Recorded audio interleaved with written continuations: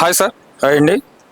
Sir, NTR birthday సందర్భంగా dragon glimpse అయితే release చేశారు. ఆ గ్లిమ్స్ ఎలా అనిపిస్తుంది? చాలా బాగుంది. ముందుగా మన తారక్ గారికి జన్మదిన శుభాకాంక్షలు. మీరు ఇలాంటి ఎన్నో అద్భుతమైన సినిమాలు తీసి మా అందరినీ కూడా అలరించాలని,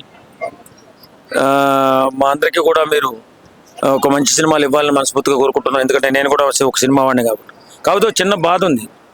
ఎన్టీఆర్ లాంటి గారి హీరోలు కానీ, పవన్ కళ్యాణ్ కానీ, లేకపోతే మన బన్నీ కానీ, ప్రభాస్ గారు కానీ, ఇలాగా వీళ్ళు సినిమాలు తక్కువ తీసినందువల్ల చాలా ఇబ్బందులు ఎదురవుతుంది. ఎందుకంటే ఇండస్ట్రీ కలకల్లాడుతూ ఉండాలంటే ఈ పెద్ద హీరోలు మంచి సినిమాలు సంవత్సరానికి 2 సినిమాలు తీస్తే మా ఇండస్ట్రీ కూడా బాగుంటుంది.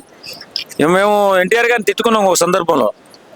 ఏమని, ఏంటి ఇతను 3 సంవత్సరాల టైము వాళ్ళకి ఇచ్చేశాడు, మనకి ఎలాంటి సినిమా లేకుండా ఏంటి ఇదేం బాధరా బాబు అని చెప్పి మేము ఎన్టీఆర్ గారిని మనసులో తిట్టుకున్నప్పుడు ఈ డ్రాగన్ సినిమా గ్లిమ్స్ చూసిన తర్వాత ఇది కదరా సినిమా, హాలీవుడ్ సినిమా చూసినట్టుంది ఆ డ్రాగన్ గ్లిమ్స్ చూస్తే. ఇది కదరా సినిమా, ఇందుకే కదా ఇన్ని సంవత్సరాలు టైం ఇచ్చారు ఆయనకి, శబాష్, ఇలాంటి సినిమాలు రావాలి. ఖచ్చితంగా తెలుగు సినిమా స్థాయి ప్రపంచ స్థాయికి ఎదగాలంటే ఇలాంటి సినిమాలు రావాలి.